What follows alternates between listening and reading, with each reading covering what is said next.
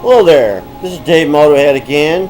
Welcome to my 60th anniversary video. This video will make number 60 and hopefully it'll make me a celebrity someday. And I can start hanging out with Tom Cruise and join the Scientology guys and be one of Hollywood's elite. But until then, I guess you Corvair guys are stuck with me. And you may ask yourself, Dave, why do you make these stupid videos for us Corvair guys? Well, because I don't have anything else to do. That's why. Anyways, what we're going to do today is we're going to try to make a part from a piece of Delrin for the door latch on a late model car. So let me put on the hat cam and I'll show you what we're doing here. Hold on. Off with that hat. On with this hat. What we've got here is we've got a late model door hinge, and there's a little piece that fits right down inside there, little plastic piece. And here's the little plastic piece, and what that does, it keeps the door from rattling around. And you see this one's broken like most of them are, but we have almost a complete piece here, you see, but it's broken half. So the first thing I'm going to do is I'm going to tape this together with some scotch tape here, so we have a piece to go off of. And let's see if we can tape this thing together. We can go around it and put it back into its original configuration.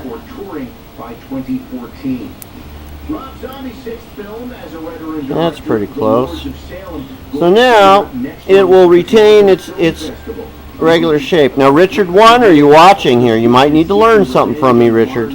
I know you're in Bolivia, but us guys in California can do stuff like that too. Now what this does is this little spring goes inside this hole, which is a double-sided hole, and a little spring goes in there, and it spring loads it into place, if you can see that, and it sits in there and it goes like this. And what it does is when the post comes along from the door, when you close the door, it pushes this back and it keeps the door from rattling. It keeps your door tight. So we're going to try to replicate that piece. What I've got here is I found in my old motorcycle stash. This is a chain rubbing block made of Delrin that went to my 1982 Suzuki RM250 race bike. It's actually that one right there in the picture, number 21, if you can see that. It's an old race photo I had. And what I've discovered is that the top radius of this block is the exact radius of this piece. See that? It's already curved and everything. It fits right up in there perfect. So what we're going to do is we're going to mark this piece and we're going to cut this piece. We're going to cut it lengthwise and we're going to cut it horizontally. And we are going to cut this piece out. We're going to cut a piece of this out that matches this, and then we're going to shape the piece, and we're going to make a new one so our doors won't rattle. Actually, this isn't for me, this is for another guy. Anyways, I've got another latch right here that's bent. If you notice, that one's bent because this one was in a car wreck. This is in the 67. And I'm going to take this piece out also. And what I've found is all you have to do is press in with the little screwdriver and then press up, and the piece will come out. But you got to get the lock in the right spot. Well, this one's kind of dirty. The other one came right out, but it should come out once you get that lock in there. There you go. See that? Well, we've got the... I should grab me a little screwdriver here. There we go. We got the spring right out, and then the little piece should come out through the top. This one looks like it's broken too, so you can see that. There we go. This one's kind of bent, so it's not making a mess of my bench here. But this one's broken too. Anyway, you can see that piece. It's kind of bent up, so it doesn't want to come out, I don't think, but it will. There we go. And you see that? So now we got another one to go off of. Now this is a 67, so it looks a little bit different. But anyways, some guys were telling me that you had to cut all these, you know, rivets off and take this whole thing apart. Well, I figured out that all you got to do is just push this little spring out, and then you get yourself a good piece. Now this is kind of a little bit different, because if you look at those pieces, they are actually a different piece. So I guess the 67 is a little bit different than the 65. So we'll keep the 67 with the 67, and we'll make us a new 65. Anyways, if you hold on a little bit, we'll be right back. Okay, so what we've done now is I've got my piece taped together to get my dimensions, and I've figured out that this block is going to be good enough to make 4 pieces. So, you know, that's where it used to bolt onto the dirt bike, but what I've done is I set this piece on there to the end to where it matches the radius, and I want to give myself a little bit of leeway here, so when I get the Dremel out and start grinding away, that I have enough to get all the radiuses and everything right. So we want to have our big chunk first to work with. So what I've done is I've sectioned it off here and here, so we can get 2 pieces on that side. Cut it down the middle, so I've got my cut there to get my piece from the bottom, and then cut there, so I'll have me a square chunk. And then up on top, if I cut it directly in half, I should have just enough room. So I kind of mic'd this and made me a line there. And what I will do is chuck this up in the bandsaw sitting right there. I'll have to pull the bandsaw out here, and I'll chuck this piece up in there. And I'll chuck it up in there so we can get us a direct line on that and cut it nice and straight. So that's what we're going to do next. So just hold on 1 second, and we'll chop this up. Okay, next thing we're going to do is we're going to cut our block here that I've marked, and we're going to cut that with the bandsaw so it's nice and straight, hopefully as straight as it can get. I can't cut that straight with a hacksaw, and these are my little handy helpers I pinch in there for smaller stuff. They're actually tire irons, but they seem to work. And what I've done to make sure I'm dead center is I take my handy calipers here, and I put my bandsaw down, which looks like it should cut straight, and zero these things out, and then I'll go in here like this, and I'm well, that's what is that? That's not right. Those millimeters. Okay, zero it out. Then we'll go like this from the edge to the center. We got 12.66 millimeters, and we'll go on the other side, and we'll see that it is exactly the same, 12.67. So that's pretty close to center. So what we'll do is we'll start our bandsaw up, and we'll hope that it cuts dead center on this block without screwing that thing up. And it looks like it's going pretty close to the center as it can go, and that's a lot easier to chop it up that way. And anyway, we'll be back in a bit and chop it the next way. Okay, now what we've got is we've got our pieces cut here, You see, I got my pieces cut, and I've trimmed down the last little piece. You can see it's almost there.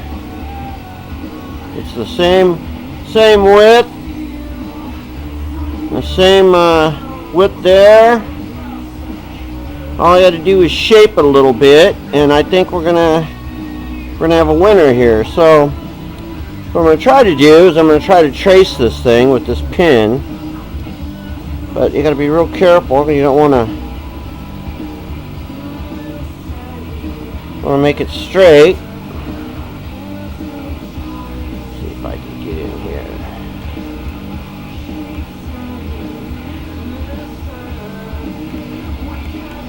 I'll cut this backside first. It doesn't really work. What I think I'll do is I'll take this pin, line it up here, and make sure it's all good. That'll work better. I'll double check our marks, and what I'll do is I'll cut it to where I leave the red. As long as I've got a little bit of red showing, I'm not cutting too far, because it'll just about be there. And I probably don't need to make it exact, because probably if it's a little bit bigger than this, it'll be fine too. So what I'm going to use, I'm going to chuck this up in the vise, and I'm going to use this dude, the cutoff wheel. And I'm going to cut that sucker down there and see if we can get close.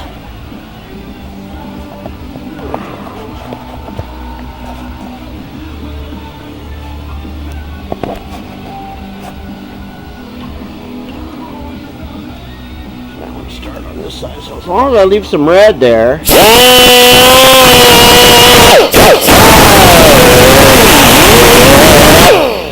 I should be good.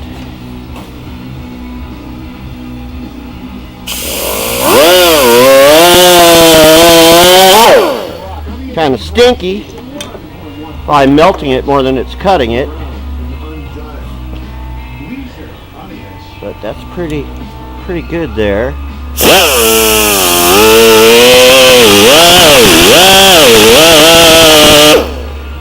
Try to do this freehand.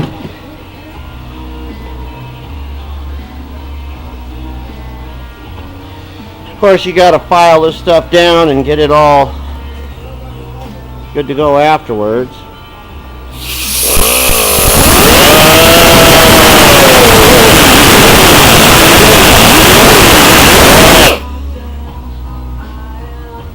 Kind of hot. Anyway, so now, well, pick that up. Now we're getting pretty close. Look at that. Pretty close to our piece there. Now I got to cut this off straight and do a little bit more trimming, and it should be good. I bet you that piece will fit in there and work right now. See, look at that. It's going to fit right in there. Anyways, I will keep trimming on this thing, and we'll get it to this exact shape, and then we'll drill our holes in it. And I think we're going to have, oops, keep dropping things. I think we're going to have us a nice piece. So just hold on and we'll finish this thing up. Okay, a little bit of trimming. You can see that our pieces are about the same now. About the same dimension all the way around. So I think it's going to work. But if you notice, this spring, it has to go through the hole in this thing is chamfered. It's got a little stop there. It's like a two-step hole. It's big on that side with the step on the inside of it. So when the spring goes through, that part will stick in and hold it, and it gives it enough room for the spring. So what I'm going to have to do, I should use a drill press for this, but I don't have one sitting here right now. So I'm going to try to freehand it. But I've got me a little drill here. I'm going to go with the little drill all the way through first to get this pin to go through. And then I'm going to come back with a bigger drill. And I'm going to set the drill down inside there to where it'll only go in, say, about that far. And that way I can drill the big side out and still leave the little catch area on the front. So I'm going to chuck this up in the vise and drill that right now. Okay, what I've decided to do is I chuck this thing up in the vise there. And this material's so soft, I've decided to drill it by hand.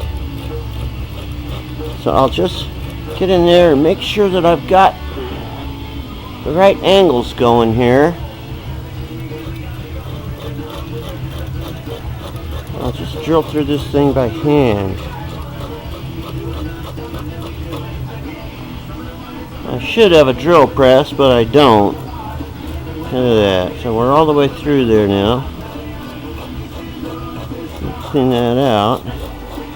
Since the stuff is so soft. Okay. Now, set it up next to our other piece. And I'd say we're pretty good. I think it'll work. Okay, I'm going to step up to a little bit bigger drill now. I'm going to go to this size. That's a little bit too big. That's about the right size for the spring. Anyways, I'm going to get the right size drill bit, and I'm going to drill this out by hand like that, and then we should be ready to go. So just hold on. Okay, we've got our first hole drilled, and you see the pin fits through there, just like the stock one. Fits through there. So now what we have to do is we have to drill it out bigger on this side for the spring. And so I've got myself a drill bit here, and you don't want to go all the way through. It's about 1/8 of an inch. So what I've done is I put a little tape on there so I can stop about right there. That way it'll be kind of like stock. And so I'm going to slowly start pushing this drill through there. Make sure I'm lined up right.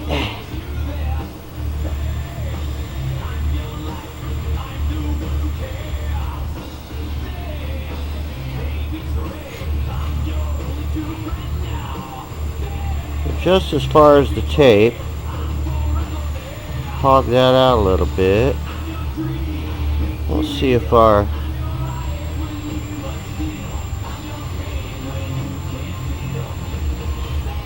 stuff kind of collapses on itself. What we want is we want the spring to fit in there, but I might need a bigger, I need a little bit bigger drill bit, I think. So what we'll do is we'll find us a bigger one, and we'll push that through. But see, with that tape on there, it kind of gave me a thing so I won't go all the way through, because I don't want to go all the way through that. I don't think I'm going to be able to hog it out much like this. Maybe I will.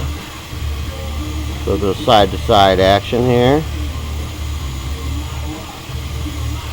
Probably going to have to go for a bigger drill bit to get the spring to fit in there. Almost. Alright, well, I'll step that up to a bigger drill bit. Okay, we've got the little bit bigger drill bit on there now with tape on it. So we're going to hog that out just a little bit more. Got to go real slow and make sure your angles are right. Like I said, it would be a lot easier to do this on a there we go, on a drill press, but I don't have one handy at the moment. There we go.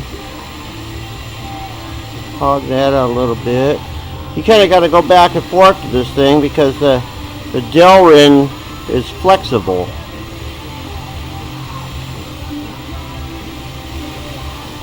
Let's see how that fits. Well, hopefully the spring should fit inside there. And there we go. Now our spring fits. Our plunger fits. And holds the spring. That's what we want right there. So now we've got a spring-loaded piece, just like the original. And that, just like the original spring-loaded piece. So now what we can do is we'll soda blast this latch, and we'll put it back together, and we should be good to go. So right back with you. Okay, I'm ready to soda blast with my little soda blast cabinet. I've got soda blast in there, but something I wanted to show you guys was my little water trap. That's my scoop away bucket, and you see I have a line there. And what it is basically is I got the inlet pipe screwed in, going down there with a bunch of little holes in it. So the air will come in and it won't bubble out one big bubble, it'll have a bunch of little bubbles. And you fill it full of water, so that's submerged. And then you can just push this bed right on there. And this is what cleans out the, put that up there. Then I've got the soda hose coming from the cabinet here. And I just stick that in this, up in top here. Just slides right in that little thing. And then all I've got in here is I've just got a sock over the end of it. And some plumber's tape. I didn't have the right connector, but this seems to work good. And you stick it in there like that, and you can see it. And then I've got the super cool Bucket Boss.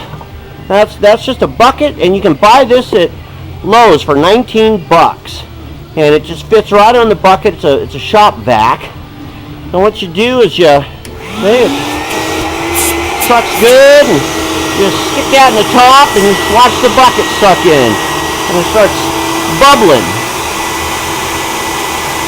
See that? And then when you spray the soda, my little soda blaster,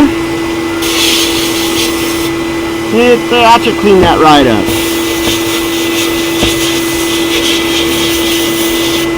I don't know if you can see that or not, but you can see where it was dirty, and that just cleans it right up. That's what makes the part shiny, and then it just goes right out this little hole. It sucks it right out of there. It goes right into the water bucket, and see, you got no soda. You got no soda going into your vacuum cleaner that way. It keeps the vacuum cleaner all nice. And I put this riser on there so it doesn't suck water out of the bucket. So it sucks the soda dust out, filters it through the water, and then it sucks the clean air out into there. Anyway, I'm going to sandblast that part, and then we will, or soda blast that part, and then we will put our new piece in there, and we'll be good. Okay, we've got our latch all blasted and soda blasted. Looks like new. Now we got to try to put our part in. You can see there's the old part I've got taped together. It's all broken, busted up, and here's the new one I made. And you can see it's just about the same size. Every dimension is almost the same. So we're going to try to put this thing in there, and this is going to be the challenging part. So I'm going to put a little bit of light on the subject, and I'm going to slide this in from the inside. There's really not that much room to work here. Actually, what I'm going to do is I think I'll put this pin in first.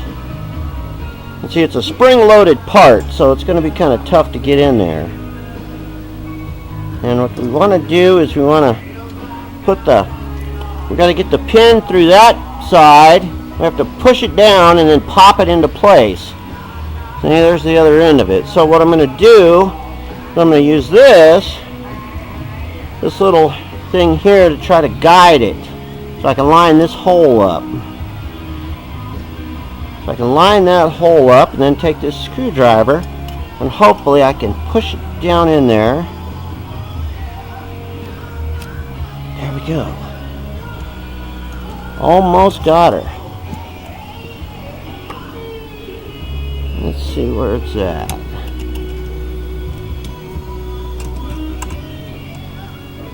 Looks like it needs to go a little bit more. Come on, baby. There it goes. See that pop through there like that? Now we got our new piece in there. Look at that. You can see the new piece. I don't know if you can see that or not, but let's see if it's spring loaded. Here, I'll chuck this up here in the vise. Maybe we can see it a little bit better this way. Don't want to squeeze that too much because it'll screw it up. But there we go. There's our new, whoops, this flashlight. Let's see if we got safety. Anyway, there we have our new piece in there. And look at that. All spring loaded. I don't know if you can see that or not, but it's all spring loaded and it's ready to keep your door so it won't rattle. The door should close. Look at that. Perfect plane. Perfect piece. All made by the magical hands of Motohead. Anyways, so that's fabricating a door piece to keep your doors from rattling. And I hope you guys enjoyed that. And pretty much, you know, when you find something that's broke, you just got to play with it and take it apart and fix it, you know, and make a part. And like Richard One does down there in Bolivia, man, he's got nothing, and the guy makes gold out of nothing. And you know, that, learning to be a fabricator and to make stuff is just that. You got to learn to do it. You got to try. If you fail 100 times and you succeed once, you know, and then you're a winner. You know, Thomas Edison, he didn't invent the light bulb the first time. He failed thousands of times, but he finally got it right, and now look, you know, we got light everywhere. Anyway, this is Dave Motorhead. Hope you enjoyed that. This is my 60th video. Thanks for joining me in the Motorhead Garage, and thanks for watching.